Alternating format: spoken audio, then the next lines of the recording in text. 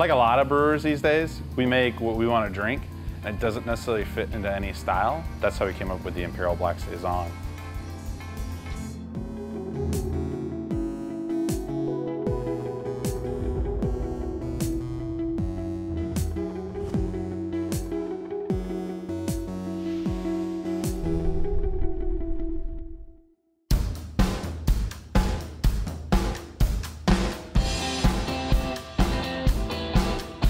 Ben Love, the brewmaster, gigantic brewing company here in Portland, Oregon. So this is Too Much Coffee Man, and it's Imperial Black Saison with Cova Coffee added. With the labels, we work with a different artist for each one. I was introduced to Shannon Wheeler, who is the artist, the guy who created Too Much Coffee Man. It's like a weekly syndicated comic.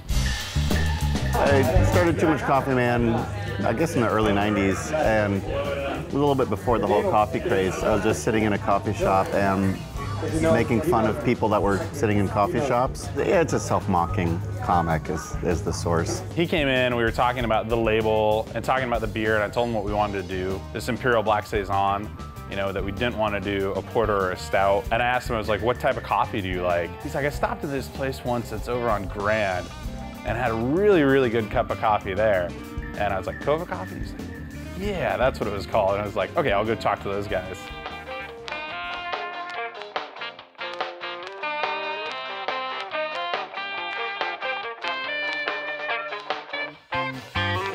Cova Coffee, it's a local roaster, you know, one of the best roasters in Portland. So basically we started talking about what the beer tasted like and how we wanted the coffee to incorporate into that. They have some incredible coffees that are basically fermented at the farm. They pick the coffee and they leave the fruit on it, and as the fruit ferments and ages, then it creates all these awesome fruit flavors. You combine the coffee and the beer together, and like I can pick out what's coming from the coffee, what's coming from the beer, because I tasted them both in process. But as a finished beer, you might be like, oh, that's the coffee when it's actually the beer, or that's the beer and it's actually the coffee. It's a really cool combination. Basically, we ended up with a beer that's incredibly complex.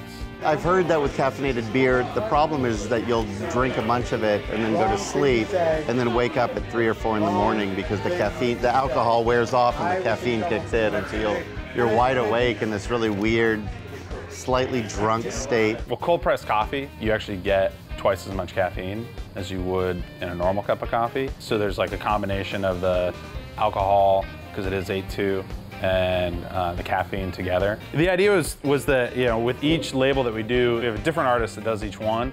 We don't give them any direction. Yeah, they gave me carte blanche on the design. They said, what do you want to do? And I just thought, sort of a drunken dancing Too Much Coffee Man is what I thought would be, yeah, it's a simple image. I've noticed that on beers lately, there's a lot of numbers and this information, and more and more I'm not quite sure what it is they're telling me.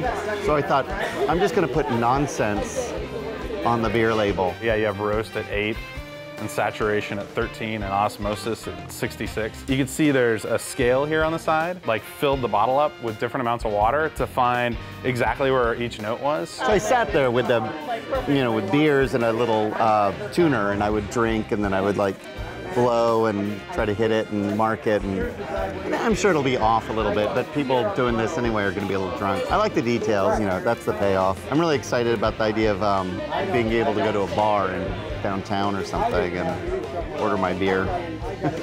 For us, it's cool to be able to take these other passions that we have and bring them in to the brewery and into our business and what we're doing.